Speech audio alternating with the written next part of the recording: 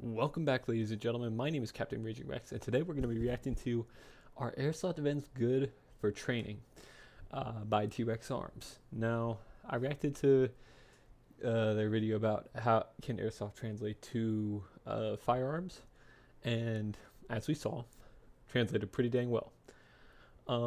And in this video, I think Lucas, the CEO of Trex Arms, he went to a Milsim event and showed like how some force on force action was going on. Like, I remember seeing posts of it on his Instagram a long time back, but I never actually watched the video. So without further ado, let's just hop into it. Okay. What is with the long hallway, dude? Why? What is with the long hallway? So we've all seen how Airsoft can assist your weapons handling with live firearms and your firearms training. Dude, like who in this video? I follow him on Instagram now. He is a beast when it comes to shooting airsoft. I mean, holy cow, he is an absolute beast. And as we saw in the video, he became an absolute beast with real firearms too. Freaking awesome. The question is, what else can Airsoft assist with? Now, there's a lot of debate and speculation how useful Airsoft or the Milsim community is in general when it comes to tactical skills. But the reality is, a lot of the just basic foundational principles that are happening with Airsoft games, target identification, movement, negotiating different kinds of terrain, problems. If y'all don't know, I was actually supposed to go to a Milsim event back in like, I think it was 2019 or no, early 2020. But then COVID hit and it got the event canceled. I got a Mark 18. I literally got a Mark 18. I got multicam patterns. I got a whole loadout ready to go. But then literally days before the event, it got canceled. Solving different things. Mad. It's the same stuff that you get in professional UTM training, professional sims, force-on-force training. Now, some stuff can be gamed. Yes, no training is ever going to be one-for-one. But something that I appreciate about Airsoft events, such like this one that I'm at, that's hosted by American Milsim here in a training facility in Georgia, is I'm in a location, in an environment that you are not going to get unless you are part of a military unit or a professional law enforcement entity. So generally speaking, average citizens and civilians don't get to address problems like this or work with individuals that they've never worked with before, target identify a whole other team of individuals. Exactly. In this case, it's multicam and tan versus gray and OD green. Possibly use a white light in certain situations or not use a white light because it'll give your position away. Yeah. The reality is, I don't come to an event like this to work on my weapons handling skills. I come here to work on my movement, my communication. Yeah, I think one thing that's, like you said, one thing that's great about these events is you have to work with people you've never worked with before. You got to learn how to communicate. You got to learn how to use your equipment properly, and learn when to use it properly. I had an Airsoft Mark 18 loaded out. I had a Surefire Mini on it. I had that Mach EOTech that I put on my real Mark 18 for quite a bit, for some time on it, and I had like a whole bunch of other stuff. I even had a PEQ unit on there. I even had a Mach PEC 15 on there with an actual laser and an IR laser. I don't have any night vision yet. Donate to the Captain Raging Rex Nods Fund if you want to help me get nods. But let's just keep going. Sorry. Problem solving certain environments, and you get problems and you get things that you're just never going to get at a flat range. Holy cow! They have trains? They have abandoned trains and stuff. Holy cow! That's incredible. Wonder if it's like from an old MARTA or something like that. Yeah. Oh my God, that is an old MARTA train. I've ridden those trains through Atlanta before. Jeez, that is so crazy. It's an old MARTA train there. That is awesome. I wish I could have done that. I'm good, all right. But yeah, the next Nelson event that comes up, I think you're looking for like 150, $100. Another thing that I personally get in or enjoy something about like these that, airsoft events is it's not like a short course of fire that you do at the range that's 5 to 30 seconds long or so. Yeah. You're having to run around for hours on end in your kit. In this case, I've got Exactly. my armor, my normal plate carrier, my normal accessories on this Airsoft 416. Yeah, that's I've something got you all just my start like training for, normal running weight in gear. stuff. And I'm having to talk to people, hydrate as I go, have good communication. It's not like a little short drill that you do at the range, which is done for weapons, manipulation, isolation. You're having to worry about a lot more things, and that's something that you're not really going to get with flat range training. You're not really going to get on the range. You've got to go away from that to an environment like this or to an organized event such as this to get some of that. Yeah. And so, an event like this being available to the average citizen to come out to a professional facility like this one, the Guardian Training Center, which is used by disaster management teams and fire departments and rescue departments and different things like that, and some law enforcement, is super cool. But the average dude, literally any civilian can go and do this. I absolutely love that, and it doesn't cost that much either. Well, at least it doesn't cost as much as like getting a real gun, getting real gear, and all that stuff. You can come in real gear if you want. Definitely not real guns, but I mean, you can come in real gear if you want. Like, I could come in my shellback tactical plate carrier with my plates, and I could run around with all my gear on if I wanted.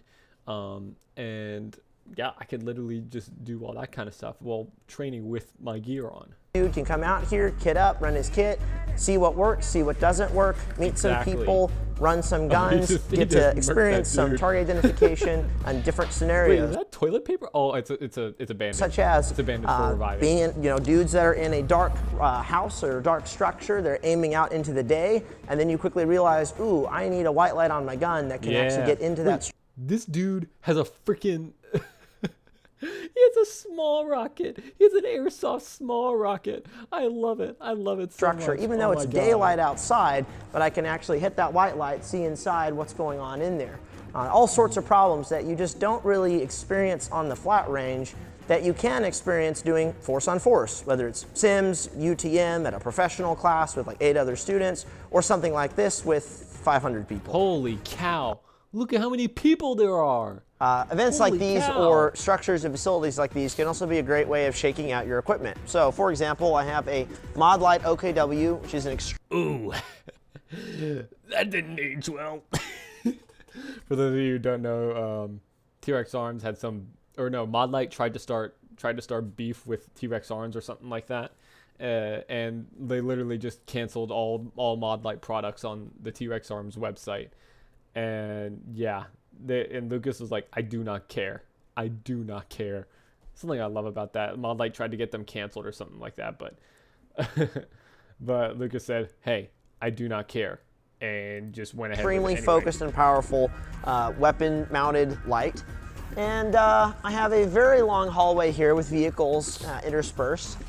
And it just so happens that my light can hit all the way to the back wall. Dang. And I could roughly see shapes of people down there. Yeah, I could actually run my magnifier in this case and get a little bit better view of what's down there. I'm not saying I'm not going to buy and that I can product see or my anything, light but bouncing off the walls, I'm not too bouncing off happy the with it. vehicles, the reflectivity. And in this case, if I had teammates down there who are wearing gray or green, I really got to check and make sure they're not wearing multicam. That's something you got to look out for. Like, make sure that you don't flag your before teammates, or potentially you don't engaging. shoot your So teammates. lots of interesting problems right here.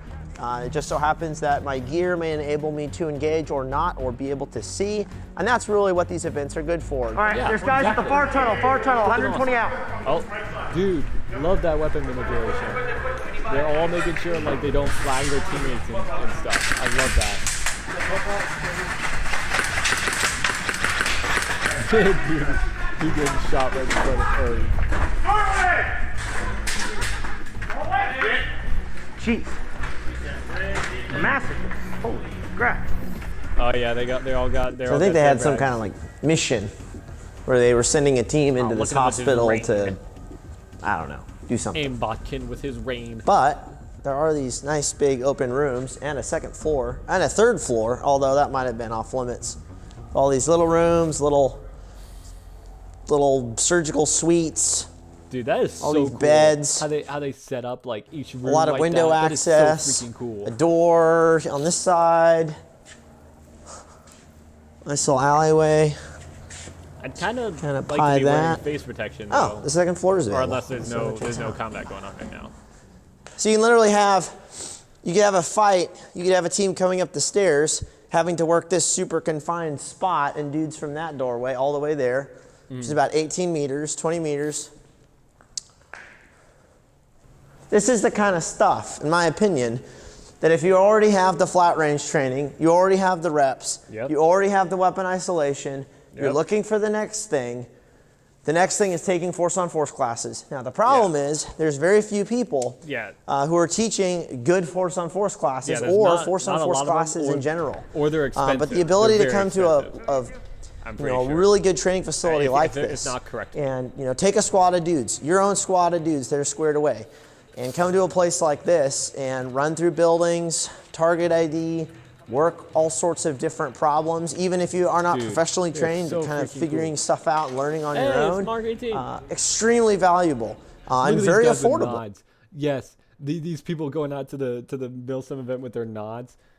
Again, donate to the Captain Raging Rex Nods Fund. I found a pair on Optics Planet of PVS 31s for $4,000. I kind of want them. Yes, I'm a greedy motherfucker. I mean, right now with ammo prices super expensive and airsoft being basically free to shoot after you buy the gun, of course. Ammo prices has gone down. This is the kind of stuff that I think people should be doing and should really be looking at. Literally, like $15 I know for people give Airsoft a lot of crap, but the reality is it's force-on-force just like Sims and UTM. There's a firearm that shoots a projectile. That projectile can then hit you. It can hurt depending on what range and distance. You can tell that you've been hit, so you know that you've made a mistake somewhere, somehow. Or that someone else has made a mistake. Friendly fire, lol. Where the learning starts. So it's pretty awesome. Yeah, it is pretty awesome. Whoa, so I know Airsofters get a lot of crap for wearing AirPro, but what a lot of people don't realize at an event like this is there's so many people throwing Airsoft flashbangs, which indoors are quite loud in a confined space like these, that I'm really happy I had AirPro yesterday. There were times here in the tunnels where there was a nade going off every 30 seconds, and right next to you against the wall, and they're pretty substantial. And I've been around real bangs and real distractionary devices, and these are not bad. Like these are pretty legit. Yeah, they're pretty. So they're getting to play around with that and be around some of that and get a little desensitized to some of that. And that's why these guys have AirPro on, is for when all those nades and stuff are coming in. For ear protection and for comms. And they're using them for crossing a little bit, try to throw out some smoke. Oh, the smokes do kind of suck. Trying to run through fire. Those are definitely not as good. But they got their communications, trying to figure out where dudes are at, try to figure out where their dudes are at before they cross the street, which buildings they hit. It's all important stuff. Someone had a cowbunga. Some of these guys, they're running 99% of the time and then shooting 1%. Dude, look at that. It's not Call of Duty like a lot of people think, like these Airsoft games. I also need a constant helmet, engagements. It's not. Need a good helmet, you'll run for a couple hours before you actually have a legitimate person you can aim at and shoot. Otherwise, it's all movement, communication, and trying to figure out where people are at, what's going on, and then going somewhere where you can actually get into the action. Yeah. Another thing about these events is they're kind of a hidden gem to the gun community. Obviously Airsofters already know about this, but what you can do is you can get a team of your buddies that you normally train with at the range doing your live fire stuff. You come to one of these events, you peel away from the main group, because this AO, this area of operation, this map, this event, this whatever you want to call it, is in a pretty large area. And what you can do is just split away from the group for a little bit, and you can go run CQB in one of these buildings. And I've seen some guys going out and doing this, so they can actually use this facility that normally would cost a team or a unit $20,000+ to use it. So you can kind of piggyback off of the event and the organization of the event in general, and get some reps in separate from the event itself. And so there's all sorts of value in that, being able to come into something like this and do some CQB reps, do some room clearing, and then jump back into the event. Exactly. Or just do some of that during the event itself. But granted, there are some limitations with Airsoft, so if you just want to peel away and work isolated CQB and movement and whatnot, there's tons of room here. I've already seen some folks doing it, and kind of like I said earlier, unless you're part of a tier 1, tier 2, law enforcement agency or military unit, you're not going to come to a facility like this and be able to do reps. But as an average citizen, as a normal dude, this is how you can gain access to a facility like this, is by going to an airsoft game, going to an organized event where they already rent the entire place, and then you've got run of it. Yeah, exactly. So I would say anyone who's interested in this, please, for the love of God, sign up. Sign up for these events. These events are freaking amazing. I would highly recommend them. You get to meet some cool guys. You can make some friends, and you can even take a lot of learning away from these events. Highly recommend them. Please, for the love of God, if you're interested and you see an event like this near you, sign up. Sign up. Reserve the dates for whenever these events are going on, and just get involved. Do it, man. They're great for training. It's pretty rad. Yeah, it's pretty rad. Yeah, and then you hear that of all the BBs in your backpack when you're running. I firmly believe that the gun community really needs to take a hard look at the airsoft community as a place they should be reaching out, educating, and simply marketing to. I know a lot of people in the gun industry see the airsoft community as, immature, childish, and there's definitely some of that. But what a lot of folks don't realize is, so like if you look up any sort of airsoft rage compilation, there's a lot of that childish crap in there. Please don't look at all those rages. They do not represent the community. They do not represent the airsoft community as a whole. A lot of these kids and a lot of these younger guys, they start with airsoft because they legally can't own guns because of our unconstitutional firearms laws here in the States. Amen to that. And then once they're old enough, they transition into real firearms. And it just so happens all their knowledge on kit and gear and studying plate carriers and chest rigs and all this stuff and ear pro, it all translates over. And oftentimes, I've actually seen these guys know more about the kit than hardcore gun guys. Amen. This is exactly what happened to me. I was an airsoft nerd. I was into guns at a certain time, but then I got into airsoft. I was like, ooh, I can do all this cool stuff with airsoft and meet some good friends and stuff like that. And then because of airsoft, because I got interested in the kit, because I get interested in those airsoft guns, I got interested in real firearms. And now I'm out at the range doing reps, shooting at least once a week, every single week when I'm home. I absolutely love it. And if you're an airsoft guy, highly encourage you to look into sporting some real firearms. If you're of age, if you're of legal age and you can own a firearm, do it. So I actually think the gun industry needs to be more involved with this rather than constantly just preaching to the choir, guys that are already into guns, but actually focusing on new groups of people, gamers, airsoft community, milsim community, whatever you want to call it, and actually get some of these people more interested in real steel, in actual training with firearms. Then a lot of this stuff carries over. And I see a lot of elitism in the gun industry, like, these dudes will never be a part of our community because they wear AOR1, they dress up, they impersonate whatever. That's simply not the case. I think companies and individuals need to come alongside and work with this community. Bro, I LARP every time I go to the range. Bro, I throw on my plate carrier, I throw on my helmet, I throw on my belt. I like to train in full kit. I like to do that kind of stuff. I like to work out in kit. I like to train with firearms in my full kit, and I think everyone should. I think everyone should have the right to do that. Everyone should be able to do that. Community, work with these people. Love it. I think everyone would agree now we need as many people on our side as possible with everything that's going on. Yeah. And there's a lot of people here who, well, frankly, multi-cam. They just need people to come alongside. Yeah. Ooh. Okay. As far as the guns go, it's a massive rabbit hole of custom airsoft guns, and some of these guns can go all the way up in price to real firearms. Go to evike.com. evike.com. They make some good custom guns, airsoft guns, and they sell they sell a huge selection of airsoft guns, of airsoft gear, of kit. They even sell real optics. If you want to get into it, go to evike.com. That's where you'll find good prices, and that's where you'll find good quality gear.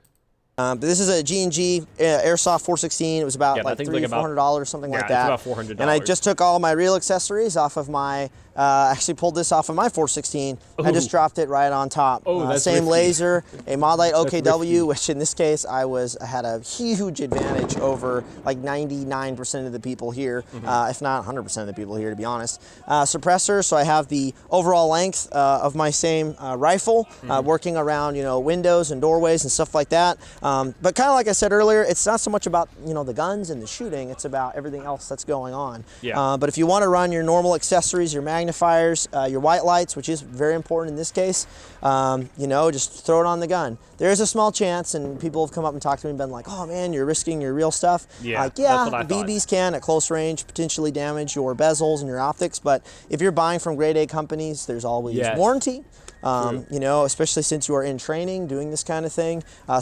True. So if you buy good products, like I just received and zeroed in today a new Vortex Strike Eagle, and Vortex optics, they come with a lifetime warranty. So if you break your scope, you break your red dot, just send it back into the company. Tell them what happened, and they will fix it for you, or they will give you a new one for free. It's a high price to pay, but you're getting good quality stuff from good quality companies. So there's that. So honestly, I'm not super concerned about like my T2 getting busted, because I can send it into Aimpoint, they can repair it and get it fixed. But nothing's happened so far, and that's been great. But there's a lot of different options out there, but I highly recommend running, the same stuff that your normal guns have. Definitely the same light, just so you can really see what that light can do in different conditions, distance, other lighting, light features, ambient and or natural, and and then of course your real lasers if you're running nods, fighting other people with nods. Exactly. Using the lights. I can literally engage, although I'm not sure if I'll hit the next one. Yeah, unfortunately they don't make that cool sounds, but I mean, so last year it's we still asked a fun game can to play. Airsoft translate over to real firearms? Yes, can as the we mechanics saw. surrounding running Airsoft rifles and pistols translate to live fire? And the answer was, yes, it can. Then the second question is, what else and what other skills in Airsoft can translate over to the real deal? And the reality is, I believe, quite a bit. Yeah, You've got me communication, target identification, a lot of movement. A big sort of reality check for guys, and just overall perspective is, they come out here to play this Airsoft game, and a lot of people envision, there's combat at all times. You're always in a gunfight. The reality is you're not. Most of the time you're spending moving and communicating.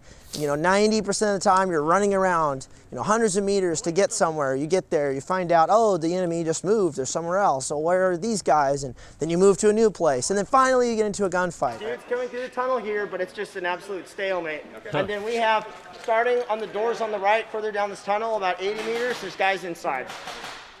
And that's what we have. And then there were some dudes sneaking through here on this side of the wall, but I think there's a lot of communication that needs to go on. And that's pretty real. It's not Call of Duty. You're gunfighting all the time. Yeah. And that's something that I think is really great for these kids to learn. And then you've got the communication side, and you've got map reading, and these guys have actually done games in the past where they drive around an AO, dropping kids off. Then they got to get their maps out, figure out where they are based on landmarks and different things like that. Find out where their buddies are, see where they're at, and then converge so that they can move as a larger element. And all these little things that are being done in a game can translate over to the real deal. Now, obviously, this is still a game, and it's not ever going to be one-for-one realism. But in my opinion, a lot of this stuff is better than a lot of the training going on right now for the average citizen.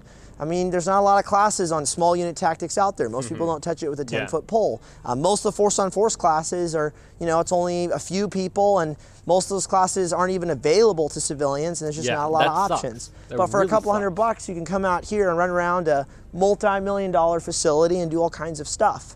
So, what we're going to be doing, what Trex Arms is going to be doing here in the near future, is being more involved with some of these events, being more involved with American Milsim, hopefully bringing more gun people into this community who can, come alongside some of these folks, get them into firearms, but also better ourselves with some of these skills. So it's not.